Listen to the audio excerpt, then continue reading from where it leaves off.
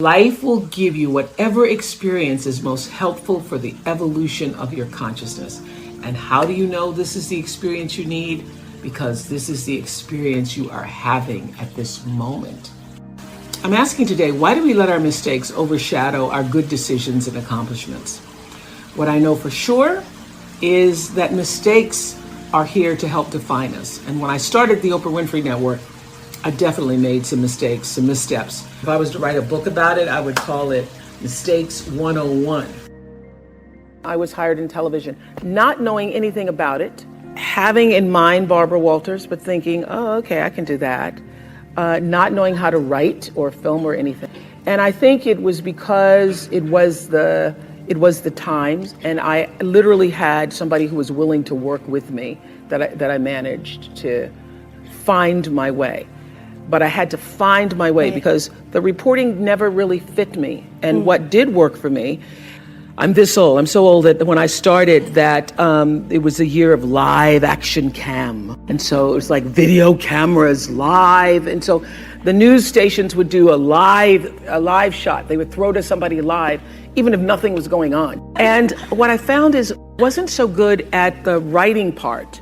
But if I was just standing up and talking about what had just happened, it was really good. And then I started to feel, so I started in 19, working in television, became an anchor immediately afterwards. I could feel inside myself that reporting was not the right thing for me, even though I was happy to have the job. I got an offer to go to Atlanta. I was making $10,000 a year in 1971, but still in college, so I was thinking I was doing pretty good. I got an offer to go to Atlanta for $40,000, which I thought, it's over. I'm gonna make $40,000. And my boss at the time said to me, you do not know what you don't know. And you need to stay here until you can learn to write better, until you can perfect your craft as a journalist. And so he said, and we can't give you 40, but we can give you 12. So to make a long story short, because I'd be here all day just talking about how it all came about, I started listening to what felt like the truth for me.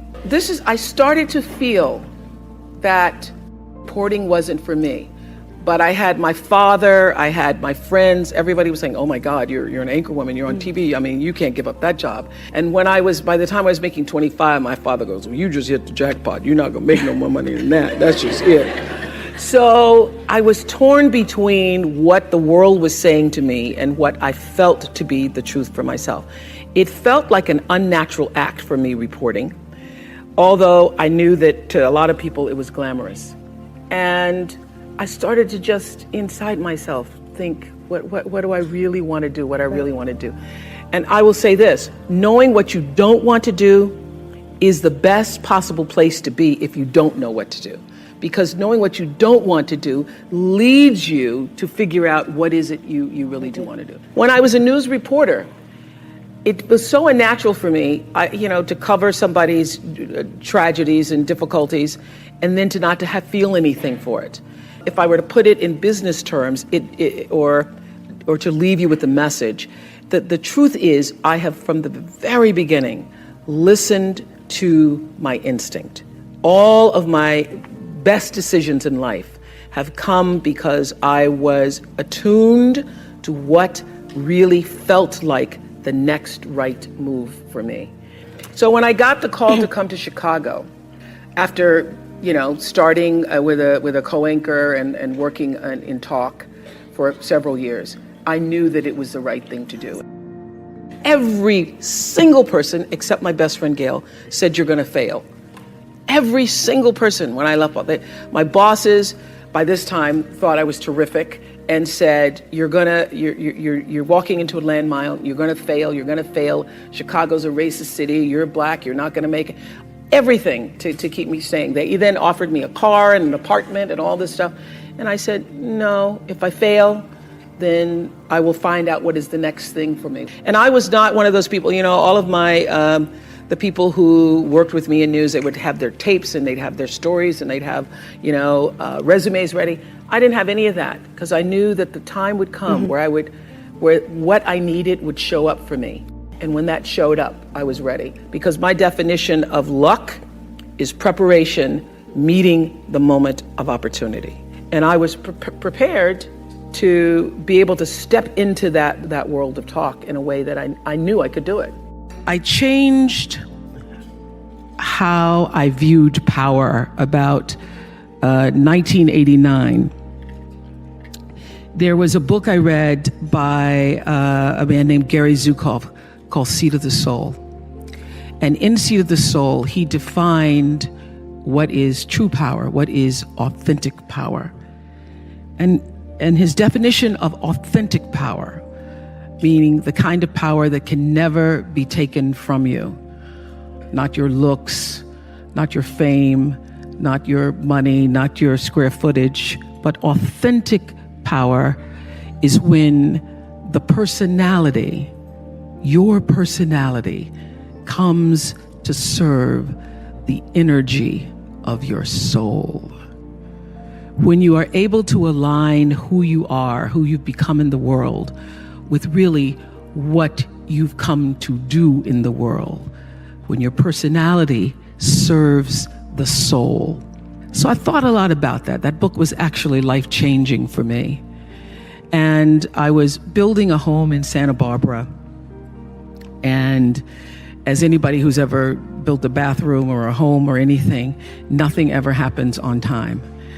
And it was 2002 and we're supposed to be finished and it wasn't finished. And I was like, I can't wait to get in my house and I'm finally going to have a great Christmas and I'm going to do the kind of Christmas that I dreamed of from the Courier and Ives, cards. So I'm going to have the wreaths on the door, but I didn't have a floor, so it's a little difficult to do that.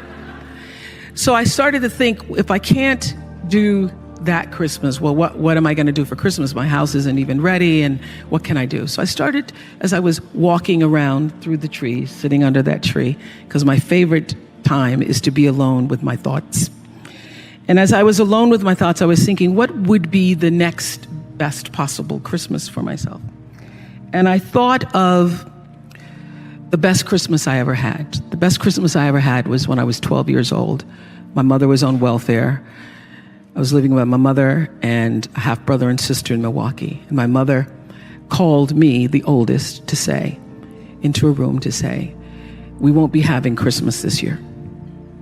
I said, we won't be having Christmas. What about Santa Claus? There is no Santa Claus. I had already figured that out, but okay. I was embarrassed and I was ashamed because for the first time, I had to face the reality that, what I've been suspecting, that we're not like the other kids, that we really are poor, is true. So we're not going to have Christmas and there is no Santa Claus. My first thought after being embarrassed and ashamed was, what will my story be?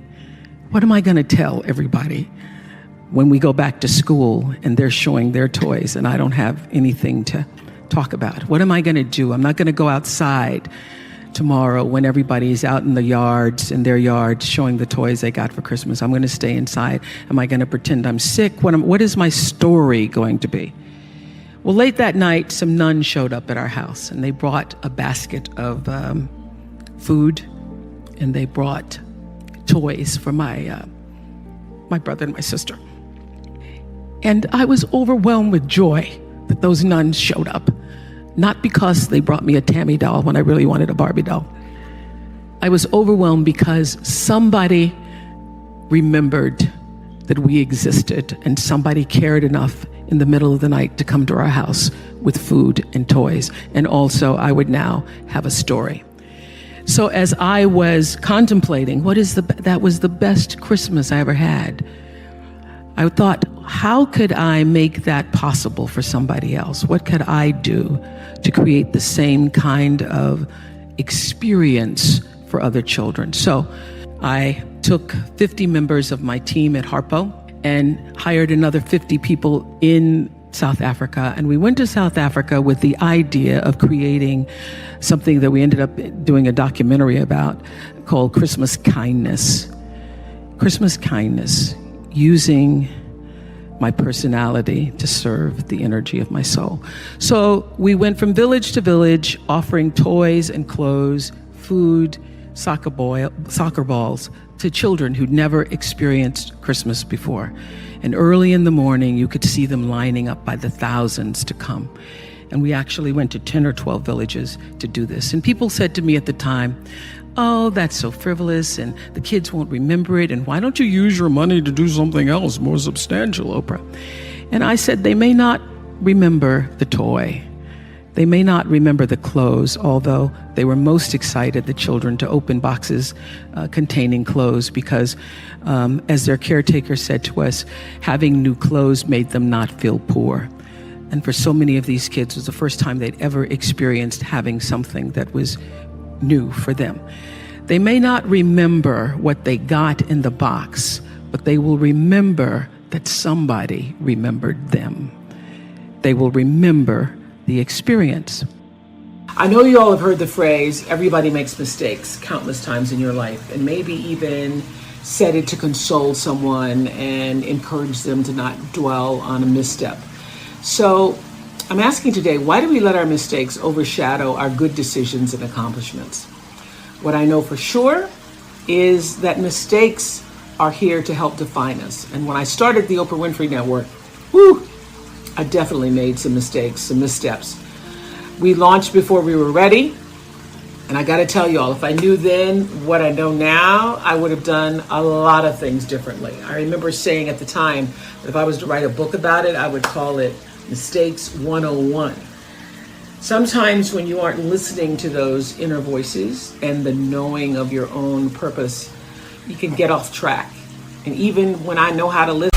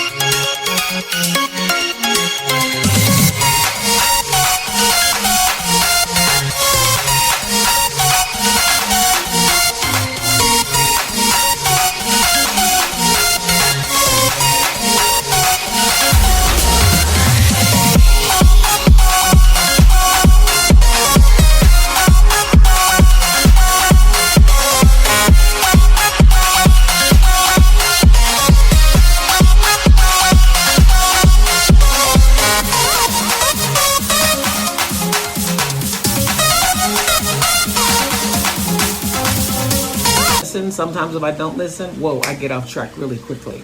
You can get in the wrong relationships, or you can do things prematurely, get yourself off track.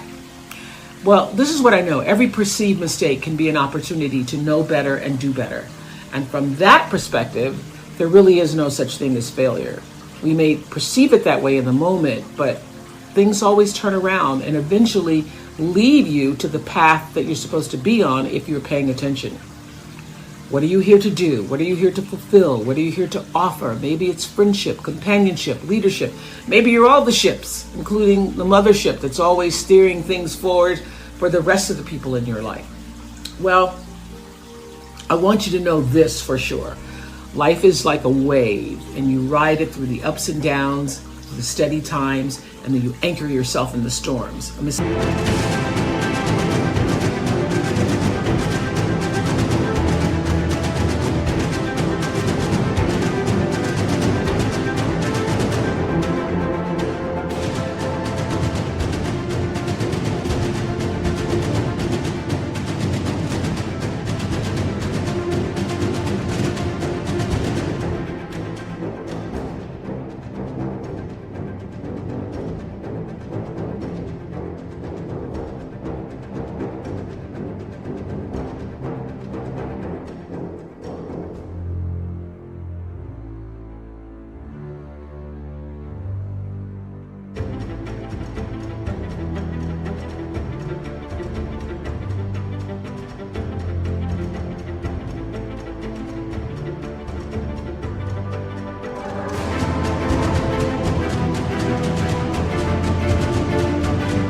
Mistake is a life experience designed to move you in a different direction.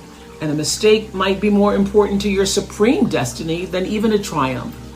Know that your life is way bigger than any one experience. So when those mistakes happen, you use them to guide you to the next right move. Learn from it. Ask, what is this here to teach me? And then let it go. Because you're always where you need to be. My favorite quote from Eckhart Tolle's A New Earth has gotten me through many a mistake and many a storm. It says, life will give you whatever experience is most helpful for the evolution of your consciousness. And how do you know this is the experience you need? Because this is the experience you are having at this moment. That knowing has helped me through many a moment. I never knew what a brand was when I first started out. I didn't even know what that was. I became a brand by making every decision flow from the truth of myself. Every choice I made for every show that was going to be on the air, I made based upon, does this feel right? Does this feel right? Does this feel right? Is this going to help somebody? Is this going to help somebody? That's not going to help somebody. And I learned, my biggest teachers were people like the Ku Klux Klan and skinheads, because I was sitting on television one day doing an interview with the KKK. And I realized in that moment that the energy that I was broadcasting throughout the world was energy that I did not want to be a part of. And so I literally, in the middle of a commercial break, I just thought, I will never do this again.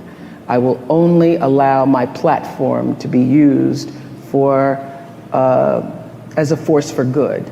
And that there are many forms of the KKK, even if it's not called that. So I really made a conscious decision to use myself and to use the platform for that which I thought was going to enhance, enlighten people in a way. So that's the difference. In that moment, I stopped being used by television and made a decision to use television. Does this happen to y'all? The older you get, you find it hard to believe the number you are, because you still feel like you've always felt. At the end of this week, I'm turning 68.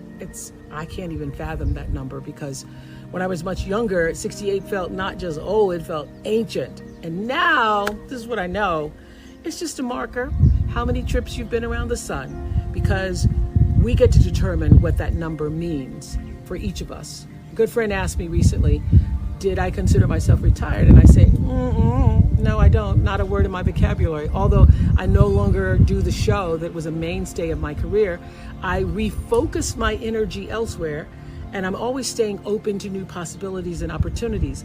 So I'm never closed to new ideas, producing new television dramas for OWN, traveling. So for me, as I approach yet another turn around the sun, I truly believe that many more delights are ahead, and I hope that you all feel the same. Barring major health setbacks, age is whatever number you choose to feel.